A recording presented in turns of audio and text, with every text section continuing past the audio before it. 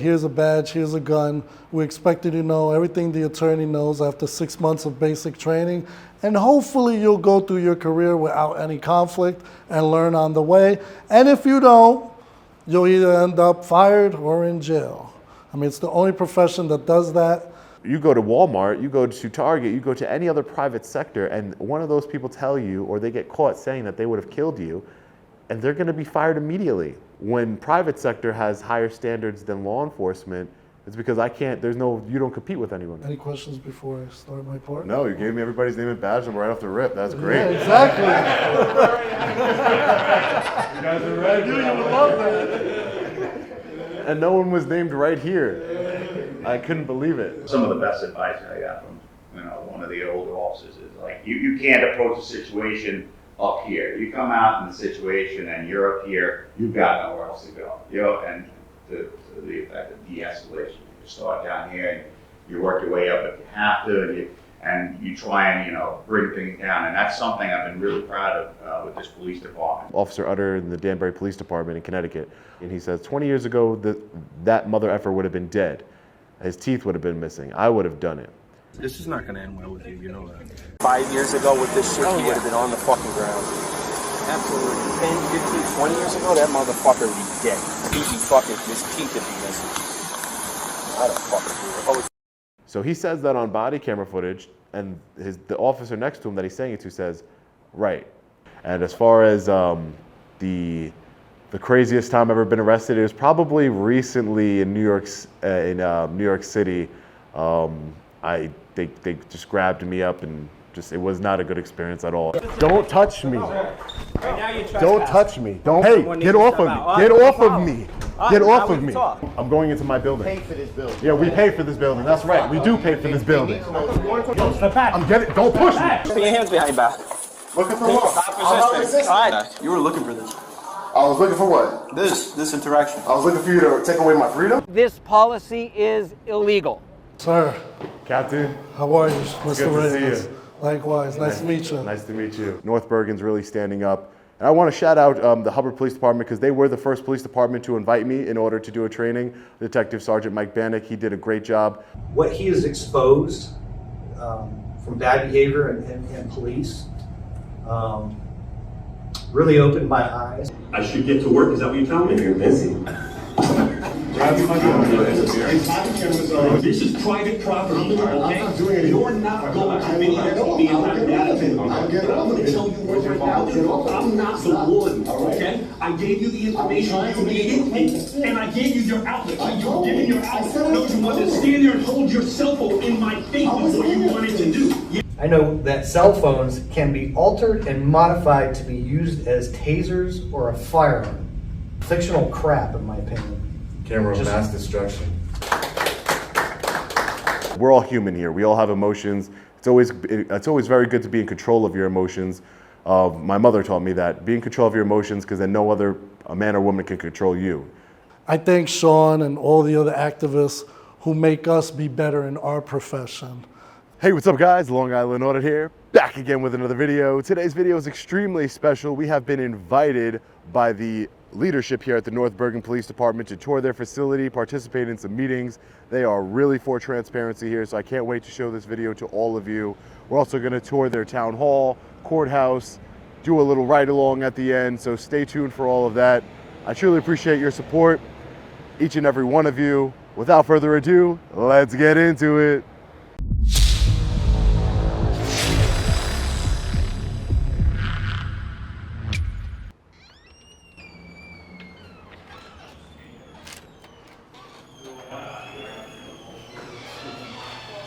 Sir. Captain. How are you, Mr. Reyes? Good to see you. Likewise, nice to meet you. Nice to meet you. Likewise, It's sir. good to be here. This is photographer Scalzo. How you doing, sir? Nice to meet you. And this is the people. So they'll be joining us on our adventure here. You know, any questions you have along the way, feel free to ask. Will do. Everything's on the table. Nothing's restricted from asking me. Perfect. Complete transparency. Love it. Well, you'll see.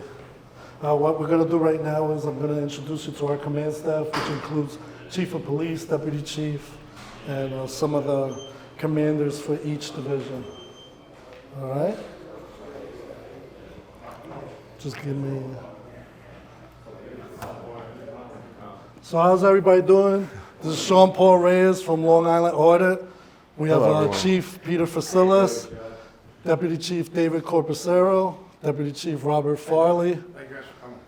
We have Captain David Dowd, Lieutenant Alex Barrios, Lieutenant Anthony Caramucci, Lieutenant Christian Argudo, Lieutenant Michael Vitale. We have Captain Cynthia Montero, Good morning. Lieutenant Otto Cruz, Lieutenant Edward Moyano, Lieutenant Jacino, Sergeant Jason Solon, and Lieutenant Apollo at the end over there. Nice to meet all of you. Good morning. Thank you for having me. I really appreciate it. Thank you for being here. Welcome to the North Bergen Police Department. Thank you. Thank you. It's great Oh, to be and here. last but not least, our lead detective, Jason Castillo. Nice to meet All you. right, sorry I missed it. Nice to meet you. Undercover. Any questions before I start my part? No, you gave me everybody's name and badge number right off the rip. That's great. Yeah, exactly. You guys are ready. You would love that. And no one was named right here. I couldn't believe it. Not one person here is their name's right here. So feel free wherever you want. I'm gonna give you a little introduction. and Sure, we'll go I'll just from head out in there. the back.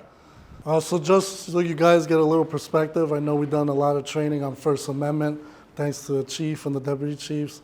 The way we first came about, Sean and Long Island Audit, is we were watching some videos in the chief's office, because frequently that's what we do. We try to learn from others' mistakes and things of that nature. And we were watching Sean at, I forget what town it was, I think it's in New York. I forget the town, but basically the township administrator and all the officials and like 6 or 7 police officers, they confronted you. They didn't want you walking through the building. So we're like, what's the problem, all this stuff. So the chief was like, which he normally does, he's like, hey, George, you think you could do some training on First Amendment? And me, of course, being the fake it till you make it type of guy, I'm like, yeah, I could start tomorrow. And the chief, knowing better, he's like, how about I give you a week?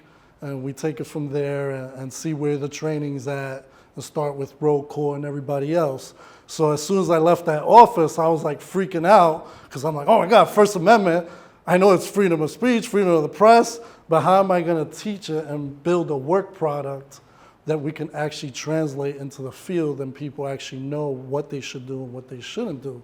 So my mind was going so crazy that I got to the point where I was looking up First Amendment in New Jersey. I mean, obviously the First Amendment is the entire country. So that's where my mind was. So all I did was I just relaxed and I said, let me start from the beginning. So I used the Long Island Audit product as the mainstream of our instruction. So what I did was I pretty much addressed everything that the officers get in conflict with. So that started just with what is government property? I mean, it's public property. That's as simple as it is. So it includes even going to the tax assessor's office and seeing what our properties are designated. Are they property, private, public, state, federal, municipal? I learned that. Going through all the case law. So we developed this work product of publicly accessible areas. If it's a publicly accessible area, you know, it's a constitutionally protected act. So then we went backwards. And we saw the semi-protected lands, the restricted lands, signage, ordinances, all the way down the line. That includes parks, whatever the case may be.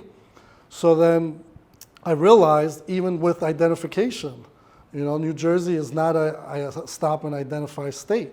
You know, in the Sixth Circuit versus Hybel, they decided that the states were able to adopt whether or not they wanted to make an identify law, which New Jersey doesn't have that.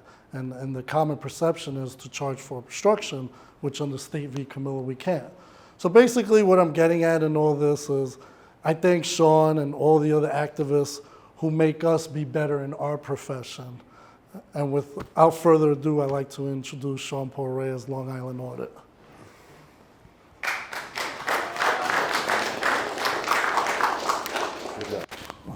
So a little bit about me. My name is Sean Paul Reyes. My YouTube channel is called Long Island Audit. I go around the country. It used to be Long Island, hence Long Island Audit. I didn't really have any future insight into how big I could have grown. I limited myself to Long Island, and now I'm stuck with that name. But I travel across the country, our great country here, and I conduct First Amendment audits. So I go in always recording. I'm usually always recording. Today I have my lovely cameraman recording for me, but I'm usually always recording when I'm interacting with government officials, as is our right, just for transparency and accountability purposes. I always state my purpose before going into these public buildings, which is to peacefully exercise my rights and to promote transparency and accountability within our government. First and foremost, I want to say that I appreciate law enforcement across this country. Thank you for having me here. Just the fact of me standing here right now in front of all of you, the leadership of this department speaks volumes about your chief and about the deputy chief here and Captain Ramos and every single one of, and Captain Raposo, excuse me, and every single one of you.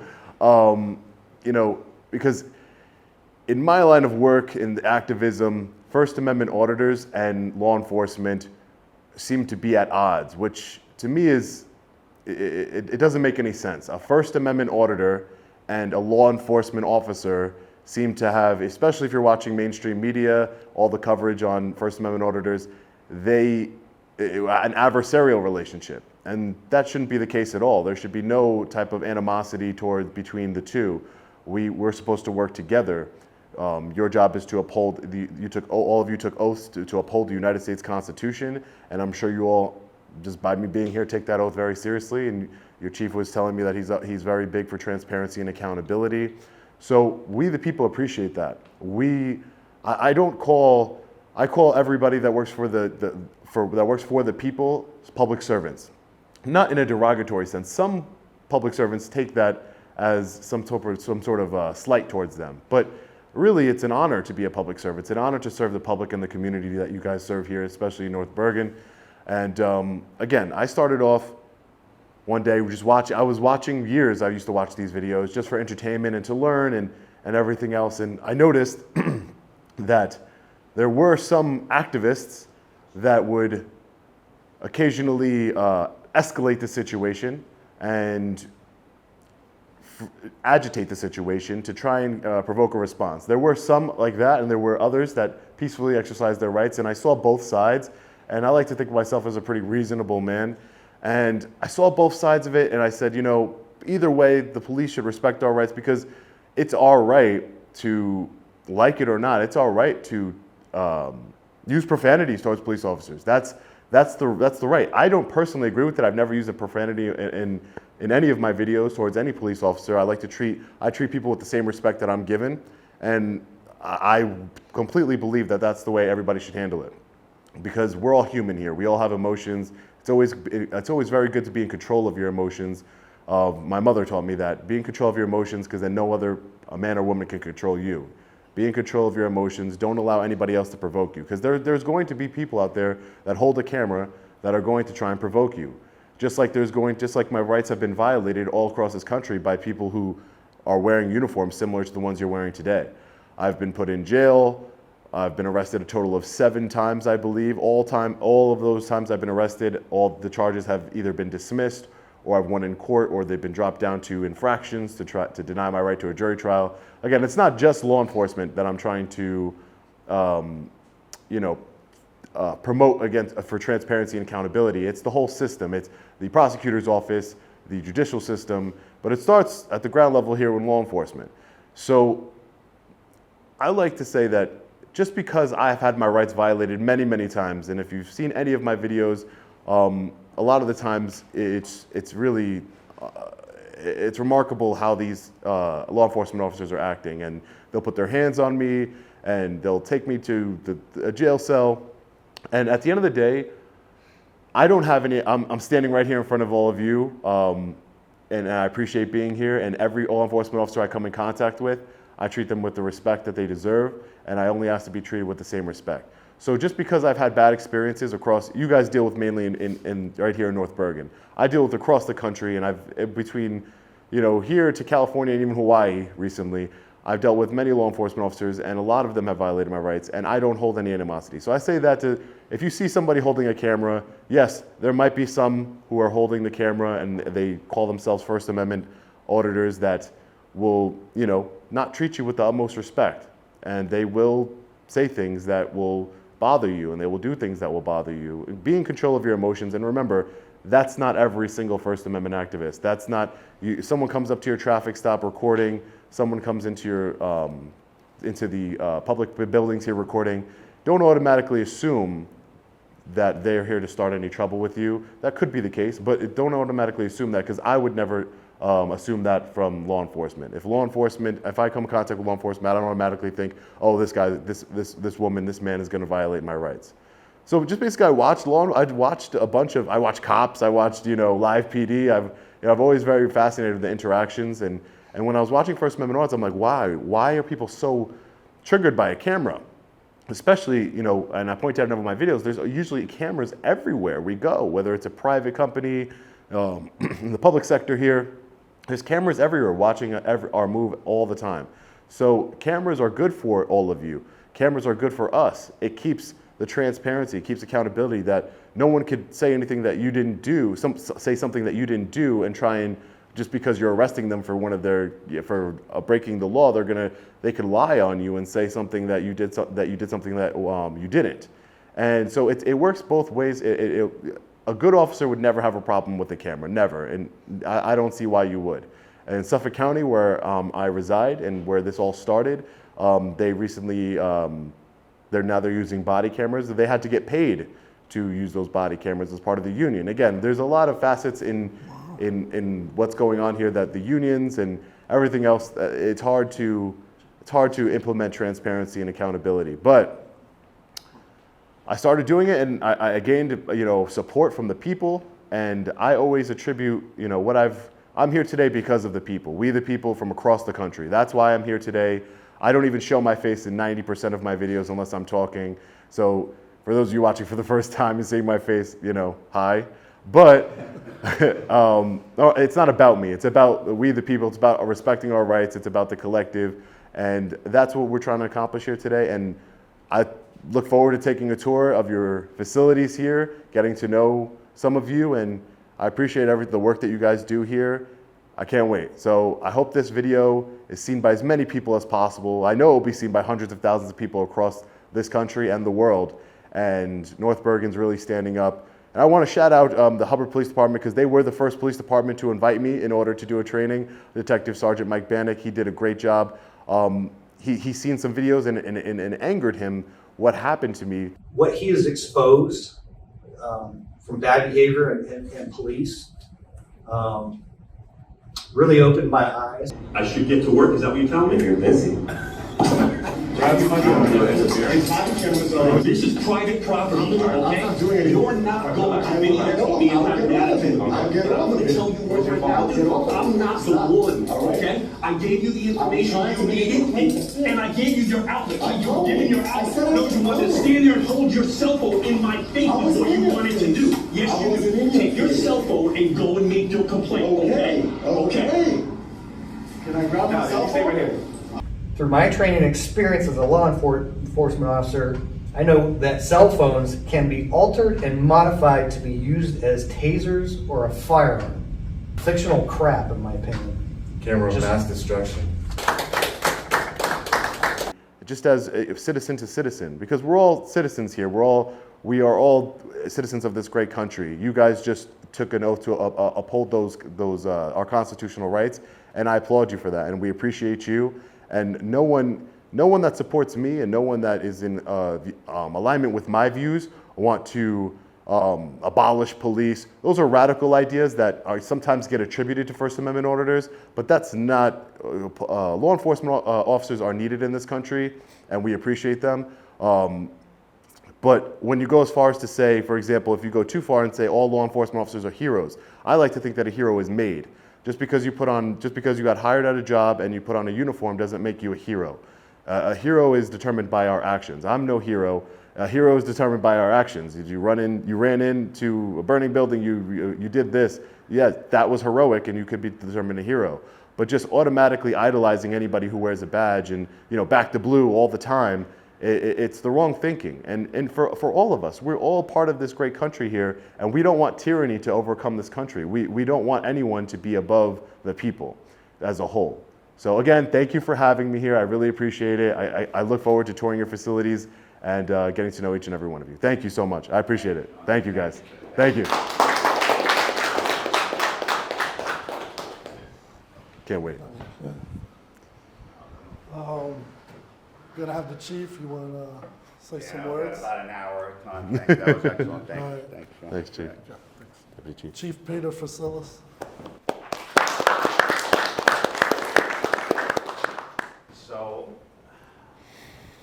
So we've seen a lot of these videos, and I thank Troy for taking the initiative for doing some of this training. And this training here has trickled on to across the street, because a lot of the interactions, Sean, you have with the public isn't necessarily in the police departments, it's in public buildings, and they call for the assistance of the police department. So that's, sometimes where the conflict happens. You've always been cordial in all your videos, which I respect, and I thank you for that. Because, in Hudson County, we've been a bit battle hardened, I should say. I'm a police officer for 26 years now, and, when cell phone cameras first came out, it was something new to us. And really, you go to the police academy for 6 months and you get basic training, and they don't call it basic training for nothing. It's really basic.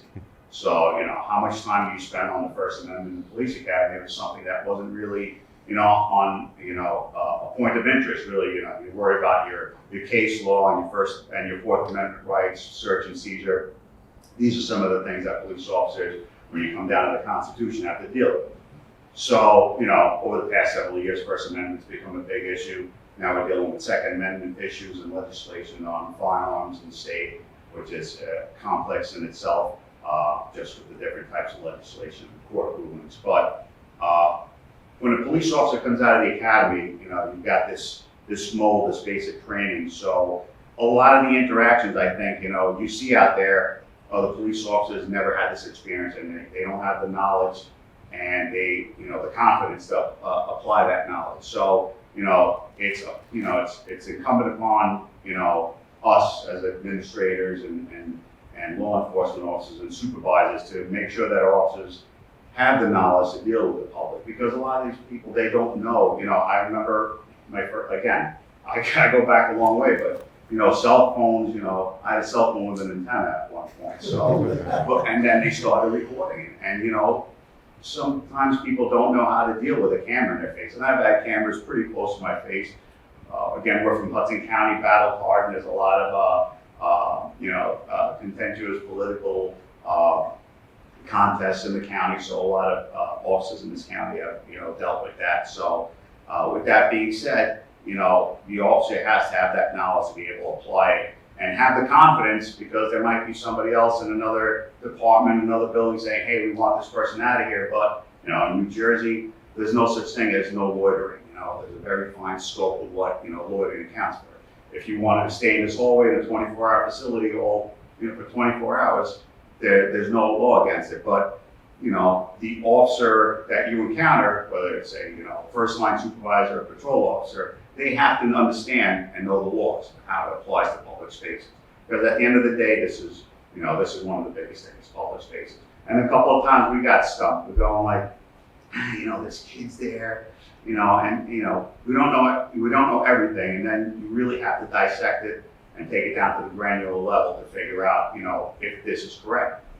And the law is the law, and it's pretty much black and white for most instances. So again, I thank you for coming here. I hope we could have a good experience, good dialogue, and we could learn some more from your experiences too. And I'd like you to critique how we do our training and see if we can do something better as well. So thank you for coming here, and I won't take up too much more time.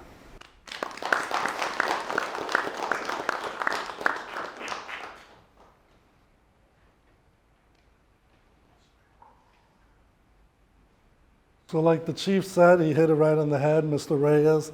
This is the only profession where they don't tell you, hey, here's a badge, here's a gun. We expect you to know everything the attorney knows after 6 months of basic training.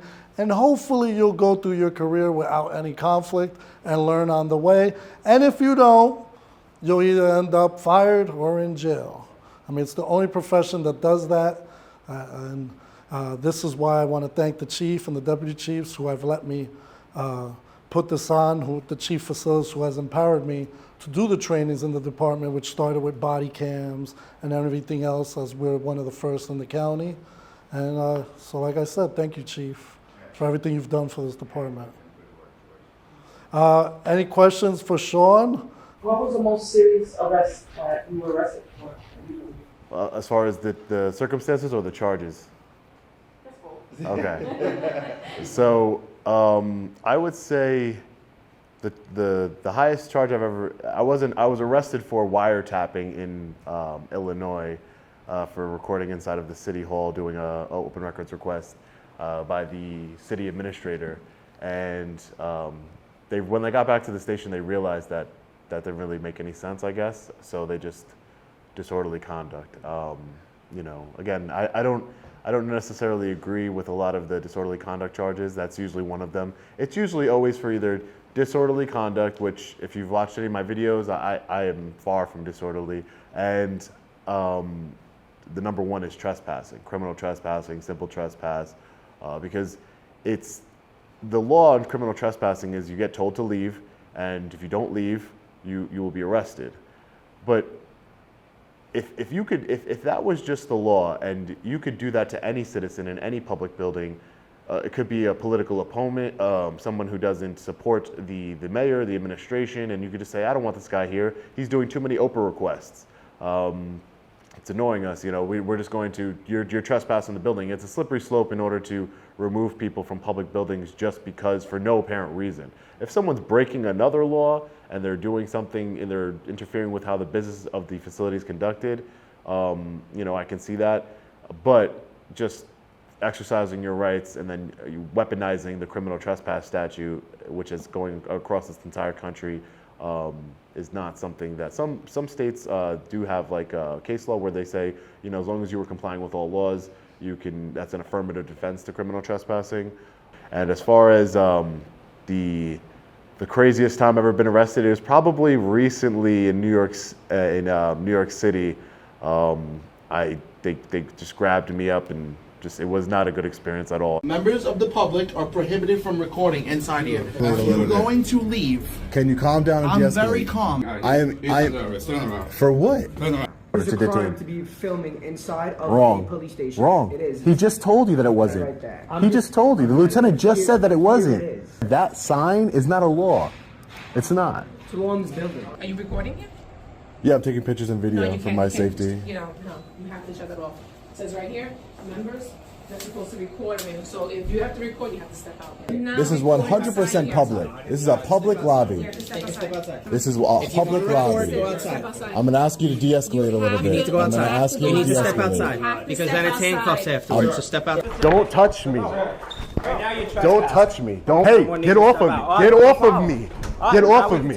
I'm going into my building. Pay for this building. Yeah, we pay for this building. That's right. We do pay for this building. Step back. I'm getting. Don't push me. Put your hands behind your back. Looking for what? I'm not resisting. Alright, you were looking for this. I was looking for what? This interaction. I was looking for you to take away my freedom? This policy is illegal. It violates the First Amendment. It violates the New York State Right to Record Act. It violates the Municipal Right to Record Act. And as for the NYPD, we will see you in court. It was crazy.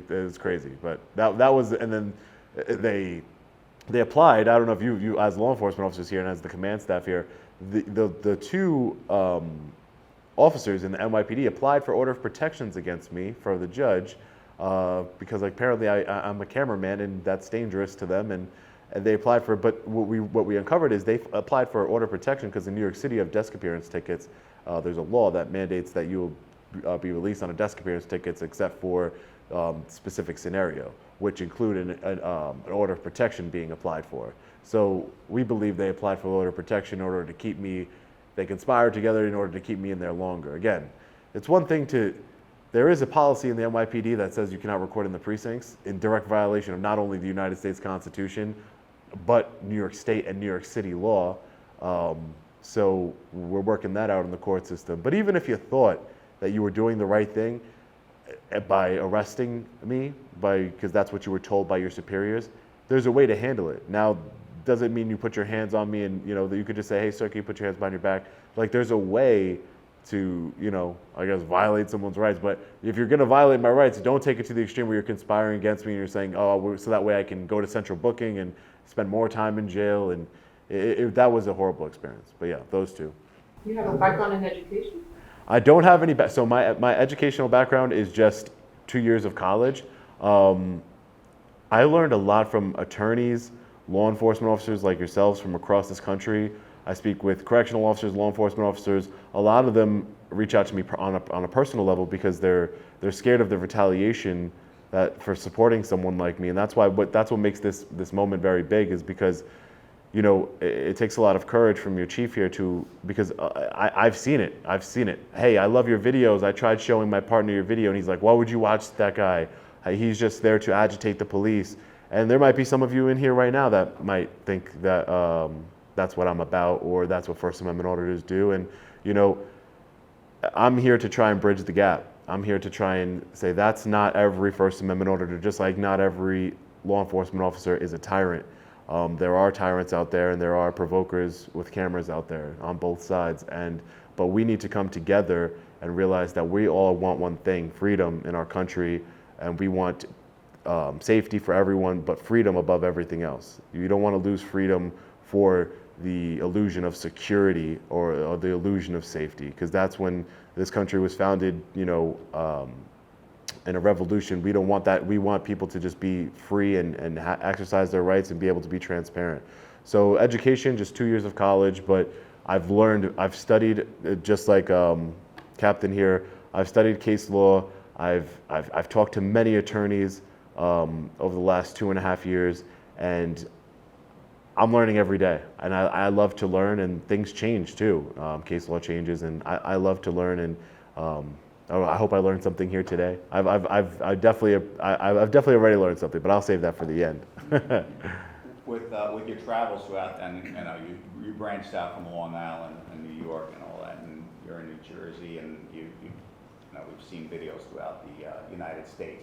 Have you noticed any difference in law enforcement between different states, or because I know New Jersey, you know, we're trained to death, you know, to the point where, you know, it's tough to make time to get training for everything. They need to know, our officers need to know thousands and thousands of different, you know, pieces of information, you know, case law, criminal law, traffic law, you know, constitutional law, U.S. Constitution versus the state constitution. But, you know, we have a lot of training, and sometimes it's a credit to our training department.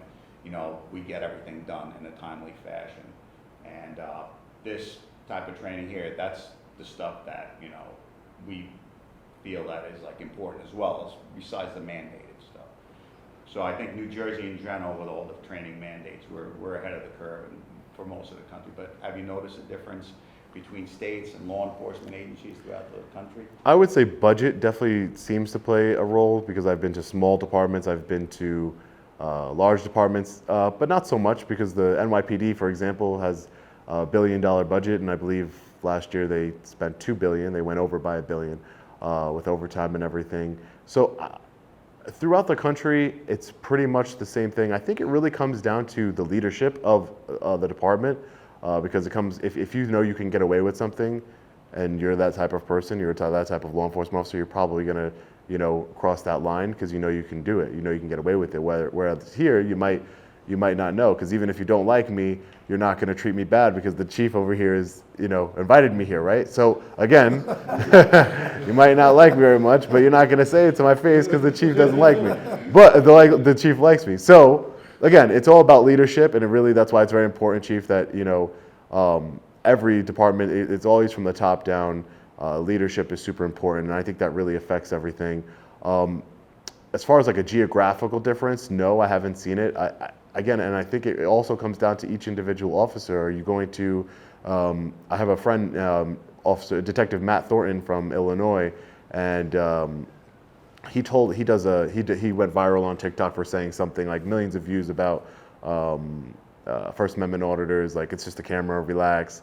And his comment section was like full of officers like, what are you doing defending these people? What are you doing? And he taught me something, that law enforcement officers are professional peacemakers. And I've never used that term other before he told me that. And when you really think about it, you are professional peacemakers. That is really the essence what your job is. You're here to keep the peace.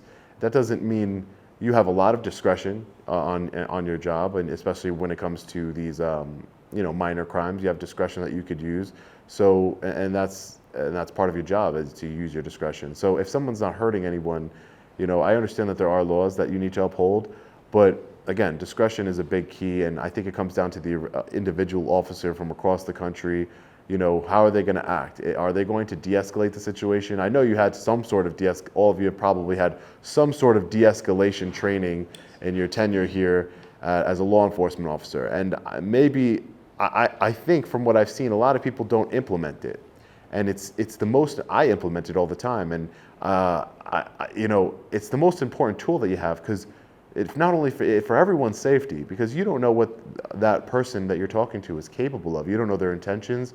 So it's good to de-escalate every single situation. I say it all in my videos, please, can you de-escalate a little bit, sir? Let's take it down a notch. Let's not, because you go in there and you come in really aggressive and everything.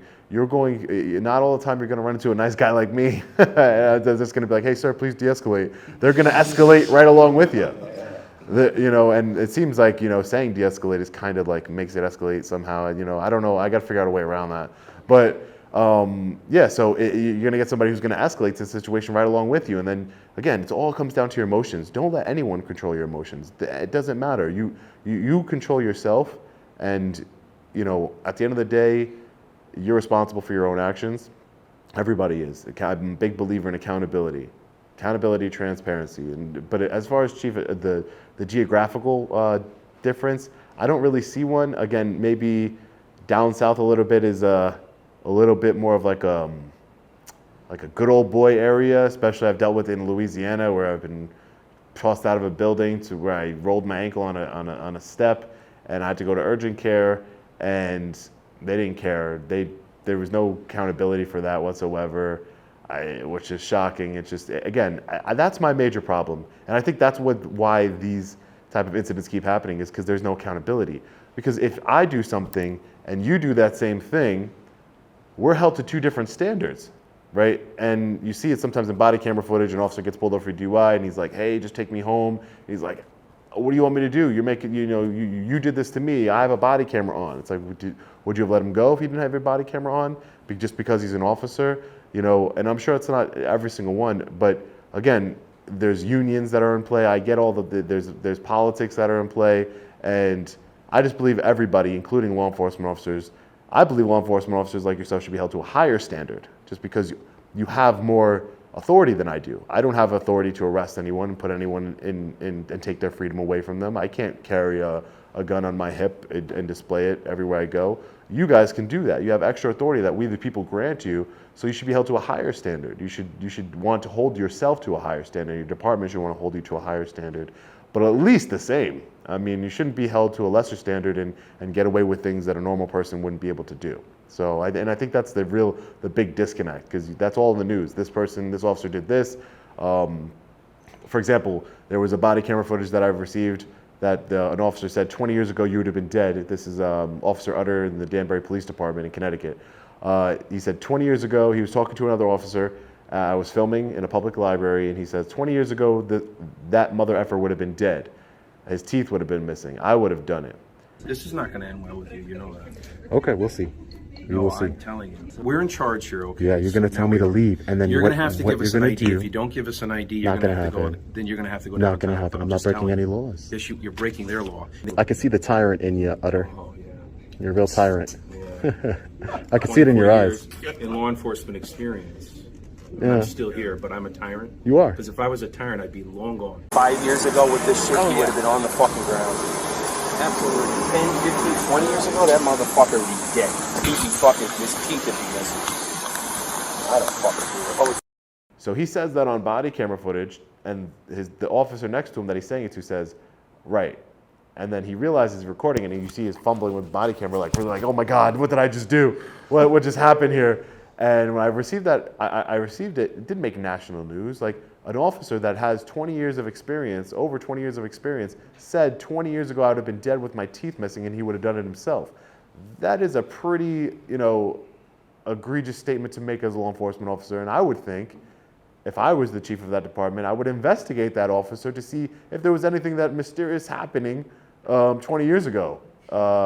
Because he's kind of admitting that he at least did it or participated in something of that nature. But that officer got an 8-day suspension, and he continued to be a law enforcement officer on the street. Now, the standards, right?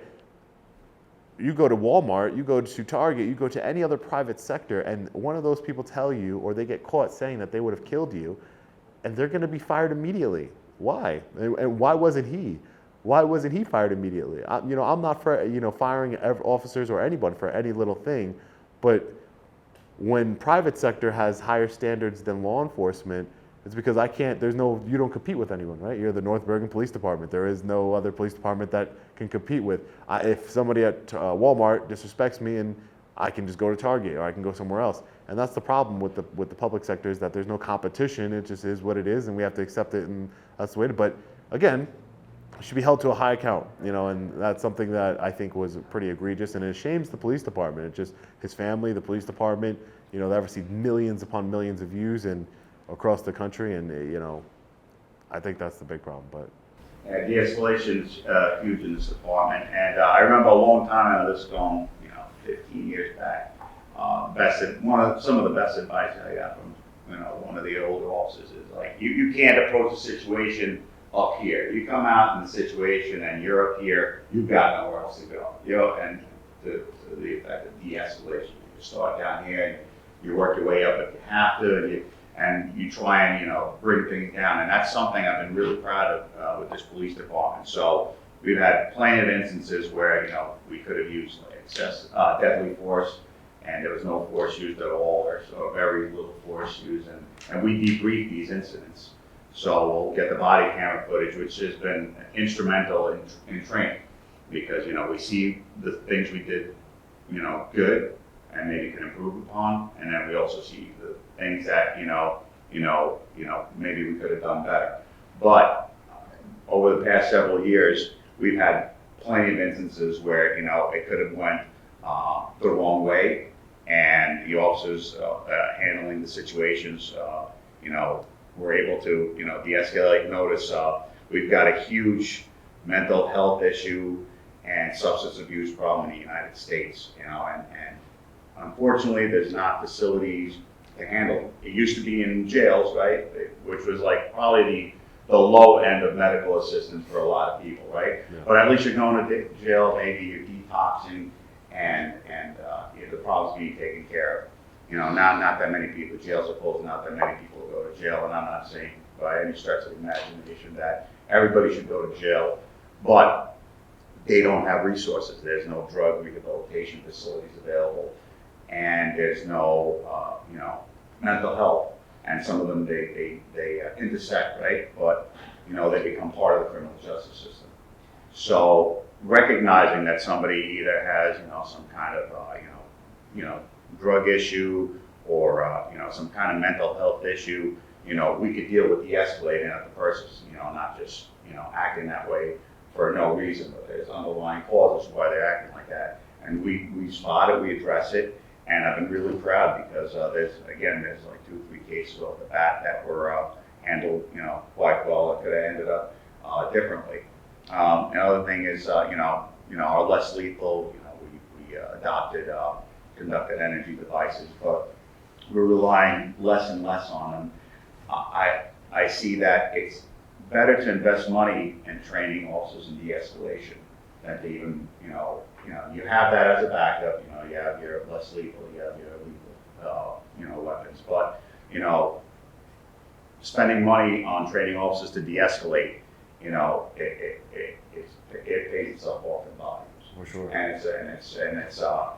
And not only that, it's our image, right? So an officer messes up, even in your videos, an officer messes up, the internet's forever, right? So that's permanently recorded on the internet. So. But that officer's action might reflect poorly on the officer, but it also might reflect poorly on the agency and everything else. So it's a vicious cycle. So de-escalation, huge. Resiliency training. A lot of our officers, this is a stressful job. The job really is stressful. I mean, it's a great job. It's it used to be, I shouldn't even call it a job, really. Now it's a career. It used to be a job. They give you a badge and you go, and then here, there you go, and that's it. But now it's a career, so very stressful. When you come into work, sometimes, you see the very worst thing. It's not like all fun stuff. So, as us as officers, we kind of file that away. So that's why officers have like a higher, dependency on alcohol and other factors, high divorce rates, high suicide rates. The job is really difficult. So de-escalation, and Lieutenant Emojis here is one of our resiliency officers, the county resiliency officer, and we deal with, officer stress. We find out if there's certain indicators, if an officer is acting a little bit differently, and the supervisors know the officers that are under them, and then we'll pull them aside. Hey, there's something going on. Need assistance, in the most, I guess, least intrusive manner. But you have an officer that has issues at home even, and it's escalated with issues at work. Their interaction with the public is going to be different. One thing I used to see, we're a quasi-military organization, but you go to the academy, and in the military, you have an enemy, right? And quasi-military, you need it. You need it in an organization like this. But at the end of the day, the citizens, we're guardian of the citizens. They're not our enemy like the military would go, and you have an adversarial kind of mindset. Yeah. So you kind of have to get the officers out of that, because there's split-second decisions they have to make. So you do need that kind of hierarchy and situations. But what we do is, we look at the officers, and if there's any underlying issues, we try and address them, because that's going to translate to their effectiveness on the field. 10, 20 years ago, a supervisor would come and really undress you in front of people and really make you feel terrible sometimes if you did something wrong. And what was the intent, right? What was the officer's intent? That's what we always look at. Is it our fault that they didn't know what to do when they did it? And why, we're beating them up? Because once you beat an officer up, there's going to be only a couple things that happen. And it's happened to all of us in here at one point in time, maybe not some of the new officers, but you're either going to shut down and you're not going to want to work. You're going to bring it home, and you're going to show problems at home, or you're going to pay it forward to the public, because you just got your ass kicked out by a supervisor. So there's a time and place to do it. Discipline in private, most situations, and we try and make this a most comfortable environment, because the job is tough. We don't have to make it tough from the inside. No. And it's I think all our supervisors here and all the command staff have adopted it, and I think it's been working out good. There's a lot less stress with the officers that they're going to get beaten up over something when it's basically maybe a training issue. Yeah. So that's great. The chief's point on de-escalation. I was one of the taser instructors. Now it's Lieutenant Karamuchi, another officer. We've had both conducted empty devices, one coming on taser. We've had that for the past 6 years, 7 years, and we haven't had one single deployment. We haven't deployed our tasers in that entire time. And I credit that to the men and women's department for really de-escalating things and bringing things down.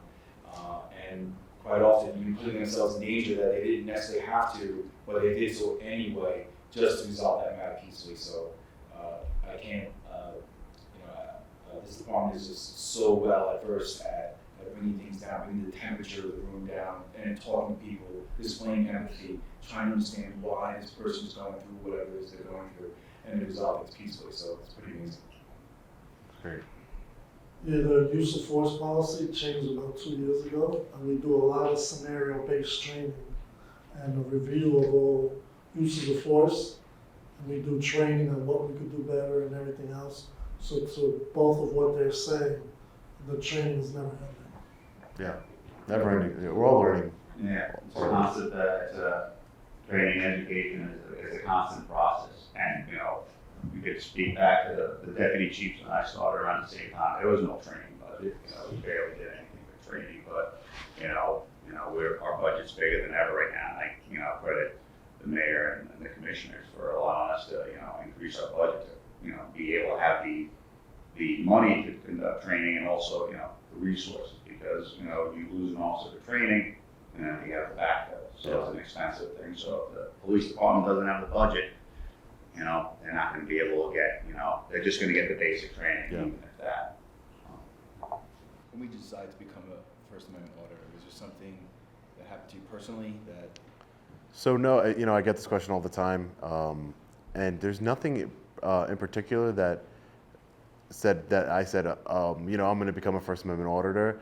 It was more, so I started in the pandemic, and what happened was I always, like I said, I've watched these videos, I've watched First Amendment audits, I've watched body camera channels, I've watched, live PD. I've just always been fascinated just how, I think the human mind is very fascinating, especially when it comes to cameras and dealing with law enforcement. And, some of the best law enforcement officers that I know, they're very knowledgeable. Chief Jeffrey Scott, he's from Ohio.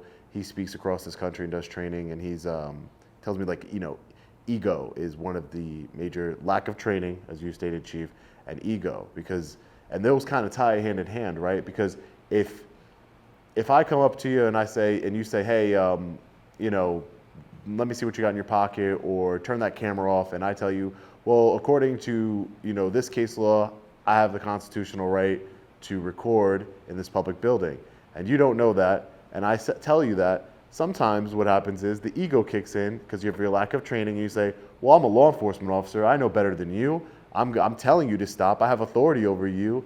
And again, the ego lets it get out of control. He's a very talented speaker. I definitely recommend listening to some of his teachings. But as far as getting into First Amendment auditing, I said, you know what?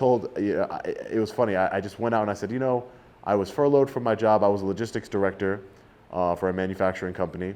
And so I had some time off for the pandemic. And I said, you know what? I've never seen it done here in Suffolk County. I've seen it everywhere else. There was a lot in Texas, a lot of First Amendment auditors in Texas. California is another one. I never saw in Suffolk County. And so I went out to Suffolk County Police Headquarters with a camera, with my cell phone, and I started recording. And I was immediately approached by 3 officers in plain clothes, who just immediately escalated the situation, cornered me, give me your ID. One of the most things I run into is, give me your ID, give me your ID, give me your ID. I don't know what it is about ID that law enforcement officers love so much. It's not telling you my purpose. A lot of people that do things that are, not every time someone's going to have a warrant for their arrest, or it doesn't tell you on the ID their intentions. What are they planning on doing to you? Look at the most egregious crimes we've seen in our country are done by people with no criminal record, right? These mass shootings and everything, there was no warning signs. So again, just demanding ID all the time, I don't get it. I really just don't understand it. Again, I know you're probably looking for warrants. That's like the purpose, right? Or just to know who you're dealing with, I guess. But you could just say, hey, what's your name? We don't ask for your identification. Just, hey, we ask for your name and badge number, but we don't ask for your driver's license. We don't, hey, where do you live? Some people don't want to give out that private information. But they were like, give me your ID. And I'm like, I was so nervous. It was I was so nervous because I was like, what's going on? These 3 guys with guns just coming at me, encircling me. Give me your ID. Grabbed my arm. I was like, I don't consent to, I was just like regurgitating everything I've heard in YouTube videos. I don't consent to search and seizures. I don't consent to search and seizures. I want to remain silent. You can't do this. And like, you can know your rights and you can know the law, but in actually doing it and implementing it, especially when you're being intimidated by multiple law enforcement officers, it's kind of hard to think about it, and it put me in a very uneasy position. Luckily, I wasn't arrested. Those things that I was regurgitating somehow worked, I guess. They probably were like, what's this guy talking about? Like, we don't want to mess with him. He knows something. I don't know, but I filed complaints since then. The Suffolk County Police Department, we've had a couple of issues, but they'll call me now, the Internal Affairs of Suffolk County, if I deal with an officer that didn't identify themselves. They're like, we're looking into this. We've opened Internal Affairs just for like simply not identifying themselves. I'm like, I didn't put a complaint. Oh no, we saw your video and we just wanted to make sure that that we addressed being professional, because a lot of the policies is that you identify yourself, and it's just good again, policies are not the law, but it's just professionalism. It's part of de-escalation. Hi, my name is Officer so-and-so, and if you did do something wrong, it's a good way to hold you accountable. I know who you are. Officer right here is everywhere across this country, and I don't like it. It doesn't sit well with me. Or you're just like, it's right here, it's right here. It's like you're just purposely escalating the situation. And what I do now is and I think it's funny, and people are like, oh, that's a little bit of escalation, but I mean, I think it's funny. They'll say, it's right here. I'm like, is that R-I-G-H-T or W-R-I-G-T, or how do you spell right? R-I-T-E? How do you spell right, officer? And they're like, what? They don't understand. And it's because I didn't ask you where it was. I asked you what your name and badge number was. There's professionalism. And I always identify myself. If I say, hey, what's your name and badge number? And you say, Chief so-and-so, I say, hey, my name's Sean. I'm an independent journalist. I'm here to accomplish this task, and that's it. I won't say, well, you don't have to deserve the right to know my name. I say my name. My name's Sean. I have nothing to hide. You could quick Google search and you know everything you know about me. I'm not hiding anything, but it's so important. It's so important just to always de-escalate and to make sure that these things are going. And I picked up that camera, and that incident was like, it was like traumatizing to me. I was like, oh my God, I got out of my life. I was like, and you think that would stop? I would be like, I'm never doing this again. I came home and told my family, and I was like, that was horrible. I was like, that was crazy. I was like, listen, the world needs to see this, and I uploaded it to TikTok at the time, and I just put Long Island Audit just randomly, and I wasn't putting too much thought into it. I didn't think it was going to go. I just maybe people need to see this, because that was not okay, behavior whatsoever. My first ever audit, and I woke up the next morning, and it had like 100,000 views, and then it went all the way to today. That video, that little short video, little clip I put on TikTok it has like 4.5 million views, and I was like, wow, I'm like, people are interested in seeing this. I was like, I'm gonna go and do it again. I was like, even though I was scared to death, I was scared. I was like, you know what? Somebody's got to do it here. It motivated me. It really did. It was like, because it's a lot more. It's safer knowing that so many people are watching what you're doing. People are like, oh, you're brave. How do you remain so calm again? I'm always trying to be control of my emotions. And like, you're so brave. How do you get arrested, and then you fight these court cases and you win, and how do you do it? It's really because I have we the people behind my back. I have so many eyeballs on me that, you try it. They'll know, and then they will make phone calls, and the court of public opinion is the strongest court. The people knowing what's going on with me at all times is great. But yeah, I just decided to just try another one and do it again and do it again and do it again. And then I was like, well, I'm done here in Suffolk County. And you thought I could be done? No, let's go to Nassau. Let's go to New York City. Let's go to California, Hawaii. Let's go everywhere. And I get to see this beautiful country. I get to stop in at mom and pop stores. I like to go visit like the local communities, and they're like, oh, sometimes officers will be like, you don't pay taxes in this. Like they're very tribalized. This country is very tribalized, but they're very like, this is North Bergen. This is you don't live here. You're not a resident here. Oh, I stayed in a hotel. I went to, I got gas here. I supported a local business while I was here.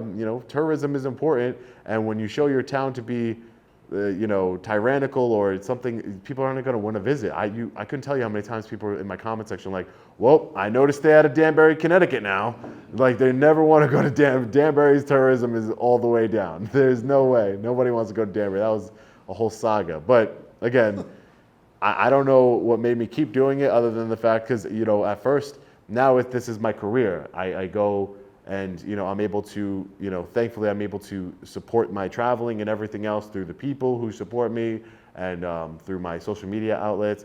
But at first I was just doing it just to do it. I wasn't getting paid. I wasn't doing anything, and it worked out. But yeah, that's I can't believe why to this day I don't know why I started, but I'm happy I did because I'm sitting here across from a bunch of great people. So, and I get to meet extraordinary people every day. So it's great. Yeah, thank you. I'm first line, first time police officer in my family, and 99% of my friends and family aren't cops. So, I'm a cop here, everyone here knows who I am a citizen, I am a civilian, everywhere else I go. So you go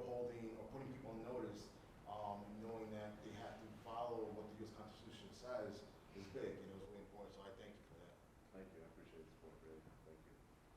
Enjoy your visit. I'll be around. I'm going to try and pop in after the meeting if you're still here. But it was a pleasure having you here, and thank you for coming and being part of this. Can't wait to take the tour. I'm going to look at all your signs. Yeah. Hey, listen, listen, you know, we'd have to pay for somebody to come around and do that. Thank you so much for having me. Thank you for being here, everybody. Take a quick 5. Thank you. I appreciate you. Thank you. Excellent. All right. Woo. Breathe.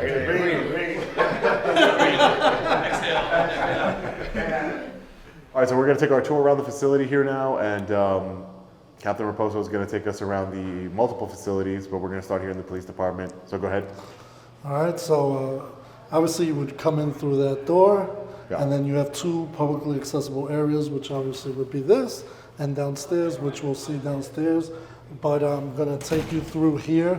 This is where we would greet everybody. So anybody who has anything, they want to report a crime, they want to do a child custody exchange, whatever the case may be, this is where they do their in-person reports, because obviously we get reports through a number of sources. People will call and will respond, and some people want to do it in person. So they would respond here and they would talk to what's called our desk officer. If it's a situation that needs to go higher, then they'll speak to the desk supervisor, which we'll see in a minute. So this is like our little waiting room. This is where we're mandated to post some stuff for the public and things of that nature. Some other sources, legal services, things of that nature. This is generally where they'll gather. We got things there. So over here we have our friendly reminder that they're always recording us, even though it always seems to be an issue when we record them. But today that is not the case. So we're recording everywhere we need to record. So this is our internal affairs office. We have signage there, not only for the public, but the officers themselves. If you're not in the internal affairs department, generally this is a restricted access area. It's locked, signage, all that stuff. For purposes of our tour today, this door is open, but generally it is closed, locked, with the signage here as well. This is not open to the public. This is a food eating area for the employees. And we got my office back here. Be my desk over there. That Captain Montero's desk over here, and Alex Barrios. He did, I mean, he's not here, but he did want you to sign this for him. I mean, we'll see if we can get him later, but it's the Constitution. Little pocket Constitution. But I don't know where he is now, so we'll probably get him on the way later. I'll remind you. But he did make it a point that he did want you to sign his Constitution. Over here, you see we provide a lot of the books, the case law books and things like that, if they want to read on their off time or they need to reference anything. This is an elevator, obviously. It's accessible from the side of the building. That's the chief's personal entrance or side entrance that's marked as well. We just came from our conference area. Yeah. We have a public bathroom. That used to be, the chief said it used to be a courthouse. Correct. It used to be. They would line up down through here and go into the court. Oh, nice. We'll see the courthouse later. Watch your step. We'll go over there. So what they do is basically they monitor the screens and they try to proactively police for us. Or if we get an incident that's reported to the dispatchers, they'll communicate that to the CCTV operators, and they'll try to look ahead of time to see what we're facing as we're approaching. Gotcha. This is where the... Definitely always watching us. I mean, there's no dispute about that. This is our main communication center, so this is where when you call the North Bergen Police Department directly, the call is received here. Then they decide through the screens. Like the chief said, we hold everybody accountable. All our vehicles are GPS to tell the speed, time, location. So it's very good in terms of dispatching people in an efficient nature. And then the supervisor has this board where he could see who's available, who's on a call, where they are. En route, on scene, yeah. Yeah, so you'll see I'm over here somewhere, see on the top. And then above that is the sector cars. Okay. So he can see everything that's occurring in real time. Everything's in real time. This is Officer Gonzalez, Sean Paul Reyes, Long Island Audit. Nice to meet you. This is where we process the prisoners, and anytime an arrest is made, They come in through the secure garage, up the secure elevator into the secure portion of the building. This is the processing. Yeah, if we Gotcha. didn't have a prisoner, we'll see if he gets released by the end. We have the old style holding cells, like the really? medieval times. Yeah, so we've been grandfathered in. So a lot of people are very interested in that when we do tours. Oh, yeah. Because you don't see those No, anymore. no. So It's interesting. this is the chief's office. Obviously, it's a secured area. Yeah. And then we have what we do here is we do our breathalyzers for DWIs, and we also do our victim witness or suspect confession interviews. If you want to come inside, you look behind you. This is outfitted exactly for that, audio, video, and we can do everything in here in a secure Interview room, private, and everything else. Because in the training, what we've gotten a question about is a lot of times is, well, what if the auditor is coming and doing an audit while some victims are trying to give information? Would that give us the right to tell that auditor to leave? So the way we train everybody is we tell them, no, just move them to a secure room, which could be this or anything else, and then the problem is solved. They can do what they want in the publicly accessible areas, and the victim can report her crime privately. Yeah, that's the point I'm trying to make to the NYPD right now, is that that is their stance, that for victims and undercover officers, that's why they don't want recording in the lobby. But I'm sure they have many interview rooms just like this one that they can utilize in order to take those statements in a private location, a secure location. Yeah, so exactly. So our training here is we always try to find the alternative to have to interfere with what you're doing. Exactly. So we have so many resources available that we can do it in other ways than escalating or confrontation. Exactly. Perfect. This is where a lot of the magic happens, a lot of the solving of the cases. Like I told you earlier, you met Detective Jason Castillo. In the back is Detective James Vangelakis. They do a lot of the major caseloads. Captain Dowd, which you met already, but we'll meet again. Captain. He's the Detective Bureau Commander, so he oversees. Obviously, I'm the patrol commander. He's the DB commander. So we work hand in hand all the time. Okay. Because we receive the incidents, yeah, and then they follow it up, solve the cases of that nature. Yeah. Important work. Yeah, it's great. We work well together. So we break that down, that division. So it's good stuff. Yeah, because in a lot of departments you may see like competition. Yeah. We're just like about getting the job done. Like, yeah. Yeah, it's about the business. You know, we don't. If his success is my success, you know, as like I told you earlier when you came towards the end of the portion, that's what we call CompStat. Yeah. So again, we need those cases to be solved. So if it's a competition, it hurts me and him. So we work very well together. We got hired together. We're friends. So we have a very good relationship. Awesome. Yeah, you talk about ego. There's no ego back here. Yeah. Every one of these cases, we always preach the same thing. These cases don't belong to us, they belong to the victims, because without their trauma or their sacrifice or you know, their lost property, or because they were harmed in some way, we wouldn't have these cases to investigate. So all of us pitching together. Recently we had solved the Loring case. So both Georgia's Division, Patrol Division, and our division, Detective Bureau, school resource officers, we all worked tirelessly to find this guy and record him. So this is all about solving the case and really providing a voice for those who can't speak for themselves and to fight for those who can't fight for themselves. That's what it's really all about. Yeah, it's great. And a major contribution on why we're able to do as much training as we are is because he will allow his manpower to backfill the patrol while we're doing the training. Because as the chief said, it's very costly. Yeah. So they'll jump, they'll put a uniform on, they'll run out, and they'll answer some calls for a couple hours. Oh, wow, while nice, we do the. Yeah. Just get it done. So, we'll Take now care. going back this way. We're gonna go downstairs. Okay. So to add to some of the training that we've done, what we've instructed is there's gonna be 3 points of access ways. We're gonna have those absolute publicly accessible areas, those semi-accessible areas, and the restricted access. So we consider in our training the police department to be a semi-accessible area due to the fact that we have the publicly accessible areas, but it's not a full-blown access. Yeah. We have restricted areas which are marked, And obviously, with the restricted areas or the authorized personnel only is the enforcement. Because if we're not enforcing it and the public is just going through, when you come with your camera, we don't want to discriminate where you can just do an Open Public Records Act and see that it was only enforced the day you came. Exactly. Makes sense. Makes sense. This is Officer Ali Jaludi. He's one of our new hires. Hey, how are you? He's probably one of the nicest guys you'll ever meet.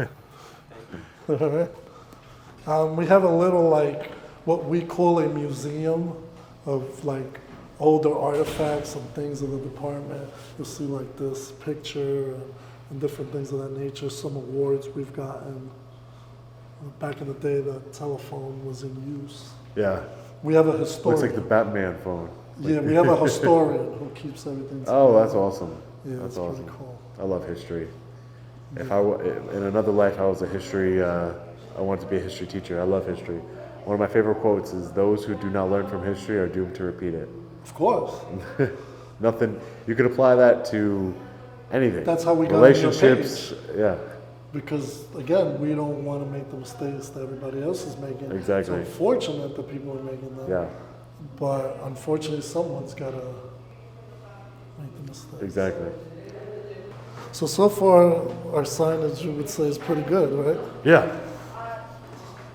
Clearly marked where authorized personnel only signs. This is our record room, just like the internal affairs room. It's restricted access not only for the public, but an officer can't access this office unless they work here. Yeah. Can you give me Dino? Yeah. So I'm going to introduce you to one of the commanders of the record room. Okay. Oprah requests or anything like that would come through here. Perfect. And he's the one that oversees the discovery and everything else. Oh, okay, I got you. So just to clarify, the Oprah request would be online, but anything to do with the police department. Sergeant Dino Apostolakis, Hey, Sean Sergeant. Reyes, Long Island Audit. Nice to meet you. All right, I was explaining to him, he works a lot with record rooms, Oprah requests, discovery, all that stuff. Pretty interesting. Yeah. Very interesting. A lot of I do a lot of Oprah requests. Yeah. Oprah in New Jersey, Foil in New York. And I'm sure you've had varying success depending on. Yeah, depending, sometimes, depending on the scope, or sometimes if I request too much, they'll say that it interferes with their day-to-day. I try just to request just simple documentation, name, title, salary of all employees, and a list of complaints, things of that nature. Simple requests I make through everywhere I go. Some of the training we've had, retired Chief Forkley gave some of the best advice in some of our training classes. He said, generally always err on the side of disclosure. Yeah. So that stuck with me. So we try and work pretty diligently to get you what you need. Thank you. It's nice meeting you. Yeah. Thank you so much. And then whether it's you, an auditor, or whoever, they're free to access this hallway and all the way up by the kitchen. All the accessible areas here. Correct. And an officer won't You even... have it clearly marked. It's not open for, any interpretation or confusion, because it's clearly marked authorized personnel only. And I never have an issue if it's clearly marked. Well, my issue is when after I go, then things all of a sudden start becoming authorized areas only. Because then that's kind of, it was open to the public before, and now it's not. That I take issue with that. But if it's clearly marked and the purpose is obviously not to go into a record room, you don't want anybody going into your garage, I get all of that. Correct, and you can see by the quality of the signs that this just didn't happen yesterday. No, this is something we've been practicing because we're trying to comply. Of course. With everything else. So generally, if you're in one of these hallways, you're free to film or do whatever you want to do. At most, an officer may say, "Oh, can I help you with anything?" But they're taught not to escalate or anything like that. If we have any issue with a public, like a person that has an issue with you recording them, we'll probably just escort that person to a private room and deal with them there. Because again, we're not trying to impede anything along the way. Perfect. All right. So that'll pretty much cover our headquarters. If you have any questions, All right, guys, I just wanted to thank each and every one of you from the bottom of my heart for taking the time to watch this video in its entirety. I truly appreciate your support. Without you, none of this is possible. We, the people united together, can affect real change. So thank you. Now, this video might not be the most glamorous or the most exciting video I've ever posted on my channel, but in my personal opinion, it is one of the most important. It helps bridge the gap between law enforcement and the public, we the people. And that's the goal of this channel, to promote transparency within our government and to hold our public servants accountable for their actions. Now, that being said, I want to give a big thank you to the leadership at the North Bergen Police Department for inviting me to collaborate with them on this video. It shows that they are open to transparency, they're open to learning more about our constitutional rights, and I appreciate them for that, and I look forward to continuing to work with them in the future. There will be a part 2 to this video where Captain Raposo and I will do a ride-along, and we will tour the usual First Amendment audit hotspots, such as the courthouse, the town building, and the library. So make sure that you're subscribed to the channel and have notifications turned on so you don't miss that one. It will be great. We have great conversations. You won't want to miss it. Now, let me know what you think about this one in the comment section below. As always, stay safe. God bless. I'll see you in the next video. Long Island Audit. Peace.